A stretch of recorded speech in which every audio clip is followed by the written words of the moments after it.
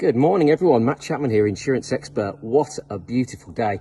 So today I'm going to do a little video. It's probably the one you've all been waiting for, and it's all about how much does income protection cost and can I actually afford it? Well, put simply, I think you'll see from our previous videos you can't really afford not to have it. I think it's pretty evident, but actually let's try and put that into some kind of context for you. So for example, I want you to think of it differently. If I came to your house and I put £2,000 on your kitchen table and I said to you, here's £2,000, right? That's your replacement income, you can have that. How much would you give me every month so that you could have that £2,000 off me? 50 quid? £100? £200? What seems reasonable to you to give to me if I was to give you £2,000 every month? Now, see, that's the thing. It's about putting things into context and understanding the value of these different things and this perceived value. But actually, there's no hard and fast rule when it comes to the cost of income protection. It's quite interesting. There are so many different variables to think about, so many different aspects and things that make it a truly bespoke and personalised recommendation.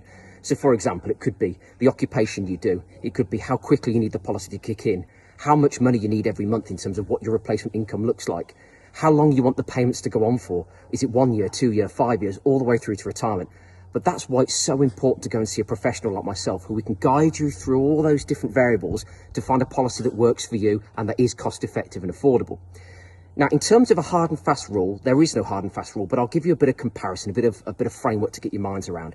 So I normally use this kind of like little simple rule, and it was a friend of mine, another financial advisor called Lee Gardner, who came up with this idea with me, and we came up with this concept of 5% for furlough. So if you think of it that way, you'll see my previous video, I mentioned that income protection is just like being furloughed, in that it gives you a replacement of your income if you can't work. So we use this 5% for furlough.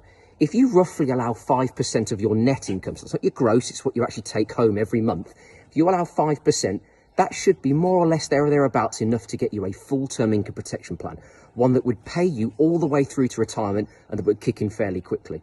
So that's not a bad consideration, is it really? Because if we think about that £2,000, that's really only £100 a month to get £2,000 for the rest of your working life if you can't work. Now think about what that means.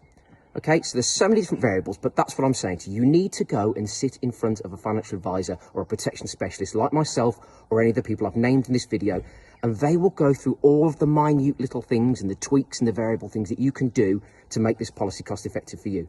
But it's not a question of can you afford it, it's a question of can you afford not to have it.